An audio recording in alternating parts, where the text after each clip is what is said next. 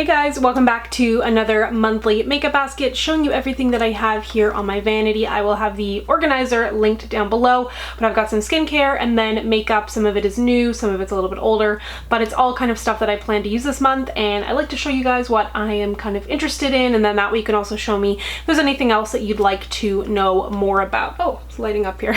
I just got Hudson's Bay sent me this Simply Human mirror, which I've been eyeing one of these for a while.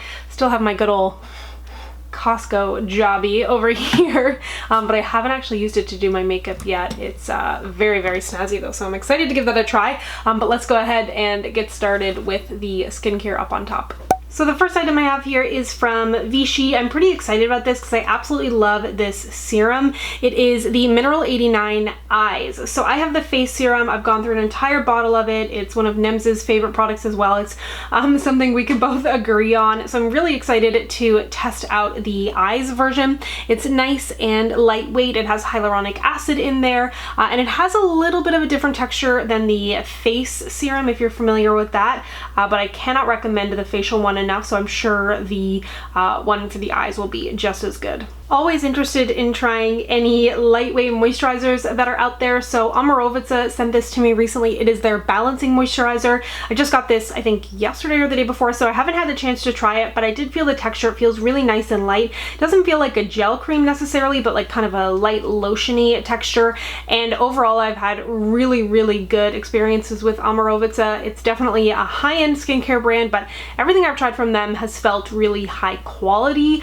and the products feel really good ingredients in there, so I will have to keep testing this out. New from La Roche-Posay, they have come out with their own mist, and it says it is hypoallergenic, there's no alcohol, no parfum, no perfumes in there, reading the French, and it is meant to hydrate the skin. So I'm pretty excited about this because there's so many mists out there. I am such a mist gal now, but if you have a more sensitive skin type, if you have any redness, or you're looking for some light hydration, I think this would be a really good option, especially because La Roche-Posay is truly a skincare brand. It's not just like a makeup prep mist. This is something you could absolutely use as a skincare item or as makeup prep, I'm sure. So I'm excited to give this a go. It says it is daily soothing as well, so that leaves me thinking that if you have redness, I think this would be a really, really good option for you. They also have kind of their like thermal water as well, but I'm curious to give this a go. Paula's Choice sent me some of their SPF products recently, and I used the primer in my most recent Get Ready With Me, and I feel like the texture of that is going to have a little bit too much slip to it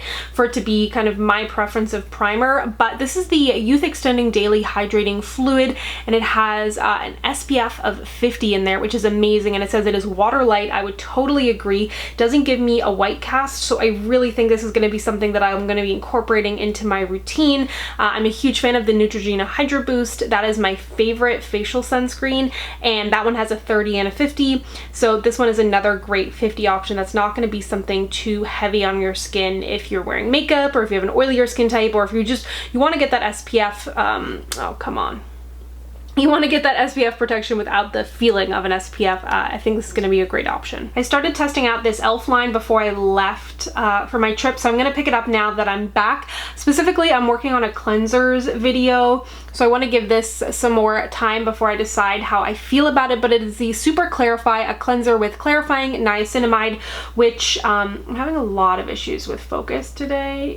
This is the first video I've filmed since I've been back. It's not going great, but anyways, I need to look into, like I know I mentioned in my most recent drugstore skincare video how salicylic acid in a cleanser works because it is oil soluble, so the water doesn't wash it away. So I need to look into that in niacinamide, because with cleansers, although they're not on your skin for very long, if they do have the right active ingredients, they can still be beneficial for your skin. So I need to look into that because I do love niacinamide. If you, come on, don't make me do the hand. If you have an oilier skin type, if you have acne prone skin or larger pores, but a really super affordable line, and I did mention this in my recent e.l.f. haul if you'd like to see more about it there. From Kiehl's, you know how much I love their Calendula cleanser, so I was so excited when this launched. It is their serum infused water cream.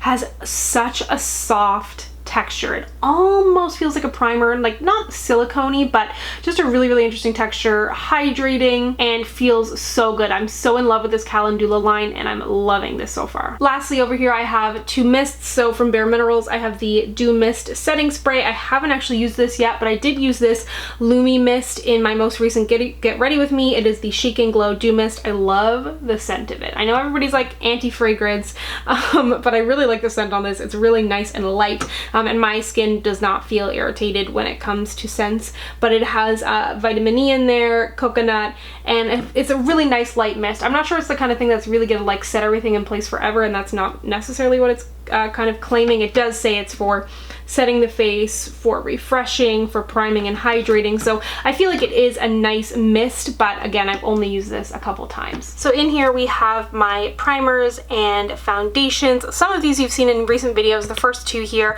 The e.l.f. Flawless Fusion, I plan to review this, but if you want to see it in action, it was in my most recent e.l.f. haul.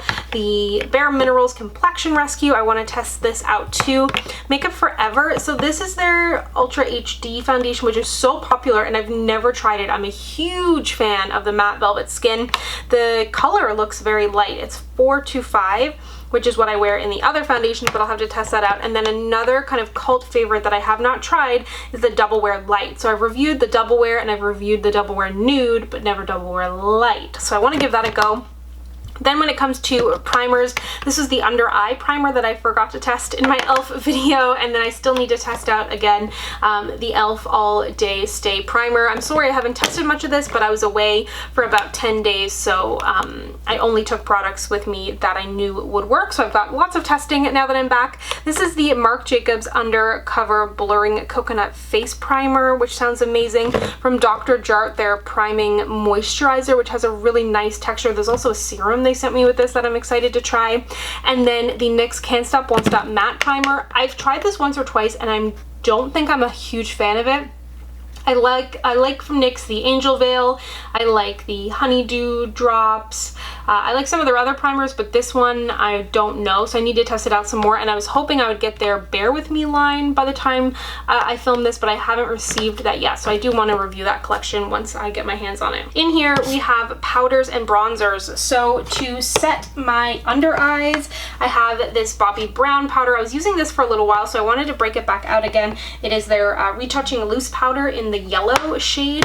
And then I also bought this at IMATS last year, and I don't know that I've used it more than once. So it's the Besame powder. I believe this is the French Vanilla Brightening Vanilla Powder Translucent. Okay, I thought it was French Vanilla. But anyways, wanted to give this a go. I remember Emily Noel, I'm pretty sure she liked it, or at least she mentioned it. I don't know. I was really surprised by this powder. I'm normally not a huge kind of translucent powder gal, but I loved this, especially in collaboration, in conjunction with, when I wore this with the liquid foundation and concealer. All three of them played together really nicely. I felt like it was a really nice powder. So that's the Revlon Candid powder in translucent. It does come in a couple different shades. Then also to set my face, I really enjoyed this, and I love the deeper shades as a bronzer. So glad they finally released some new deeper shades. So this is the Rimmel Stay Matte powder, and I have that in the shade Nude. And I actually traveled with, well, this is Y415, but I traveled with Y425. It is the Makeup Forever Matte Velvet powder. So I love this for setting my foundation. It adds a nice amount of coverage, super smoothing, but I do need to do a full review on it as an actual powder foundation, so stay tuned for that. I thought I would break this out. I have another MAC limited edition, which I kind of didn't really think about, but this is the Refined Golden Bronzer. I thought, now that it's finally freaking warm outside, I normally am not like a shimmer in my bronzer kind of gal, but I thought I'd break that out. This is new from Bare Minerals. Oh, it's so greasy. I had it in a bag with like my travel bag, and everything had oil on it. But this is the bronzer. I used the highlight in a recent Get Ready With Me, and it's interesting. This one is in the shade Warmth. I feel like it looks really cool tone to me, but maybe that's just me. And then I used this in my Get Ready With Me as well, and I was pleasantly surprised that it worked for me. Oh, you can see me almost. Hello. Not really dressed today. My shirt is inside out. But anyways, this is the bronzer in Tantalizer, and it actually worked for me. Tantalize. And yeah, really gorgeous. Really pretty. I've seen people using that forever in the huge little compact, so I'm glad I have one for me now. metallic light pink seems to be the way to go. So I've got a few brow products in here. Benefit 24-hour brow setter, because that's what I use every day. But I think it is time for me to test new things. So new from Rimmel, this is their Wonderful Brow, which they had a product like this a while back, but maybe they've re-released it. The Wonder Brow from L'Oreal. I thought this was a peel-off product, but it's not. It's a gel, but it also kind of comes with like a doe foot, and then there's a brush you're supposed to use with it, which I find that kind of annoying. I'm pretty sure that's how you're supposed to use it. I'll have to test it out. Then a bunch of mascaras in here.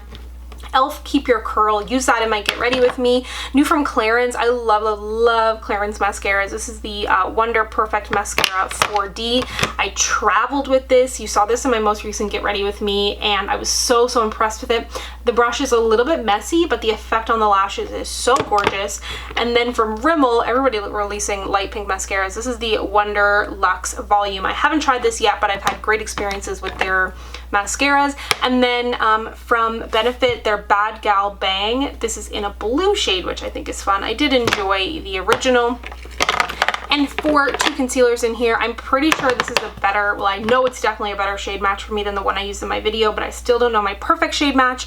This is the Catrice Glamouflage in the shade 48 Desert Beige. Seems like a better match. And then I did want to keep testing this out, the 16-Hour Camo Concealer from e.l.f. in Tan Sand. And then there's these two beautiful, let me swatch them actually. These are from Giorgio Armani, and they're their eye tints.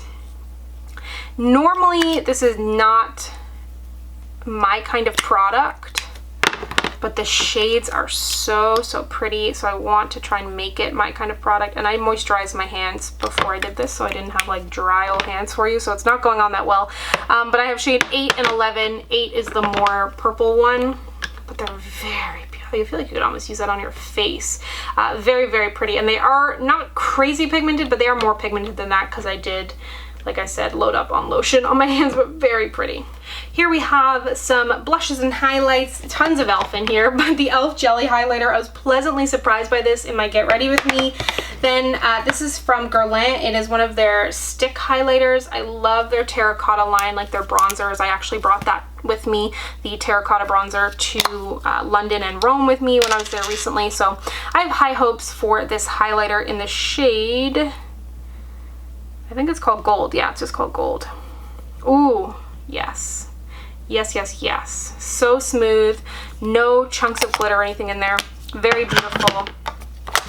Then these are interesting, but I feel like very soft. It's a highlighting shadow / blush duo. I don't think I would use these as blushes. They're from the Balm. This one is in the shade Game Day. There was another shade called Night Owl, I think, which was more appealing to me, but every single one of these that showed up was broken. And I think I saw that on other people's stories too. So they're very shimmery, but I think very soft, which is unfortunate.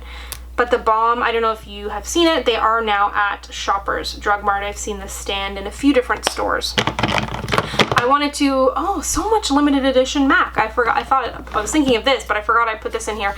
This is from the Taraji P. Henson collection, if I'm not mistaken. It's in Highlight the Truth, and it's just such a perfect, glowy, but not showy highlighter, if you want to call it that. Very natural, but still impactful. And then from Kiko, I bring this into the mix because I saw today on Instagram, somebody tagged me, I believe it was Donnie, I think that's how you pronounce your name, but she said that we're now basically one step closer because they are now selling Kiko at Ulta, which is so exciting. I didn't make it to a Kiko store when I was away. I didn't do any shopping because my carry-on was so jam-packed, which was probably for the best, but this is their water eyeshadow in the shade 208. It's an eyeshadow, but makes the most gorgeous highlighter. Because it's summer, time to try out some more creams, and I have been using this kind of off camera, I guess we'll say, and enjoying it. It is the Glossier Cloud Paint in Dawn.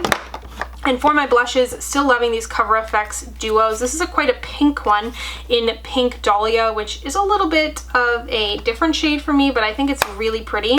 And then I wanted another, like, this is one of my favorite pink blushes. It's just so perfect. You know that I wear a lot of peaches, but I'm so into this one. It's in Rosy Pink. It smashed and I had to like alcohol it back together. That's why it doesn't have the cute finish on it, but it's a really beautiful pink. MAC Riri. I don't know why I felt inclined to break this out, but it's a really beautiful neutral.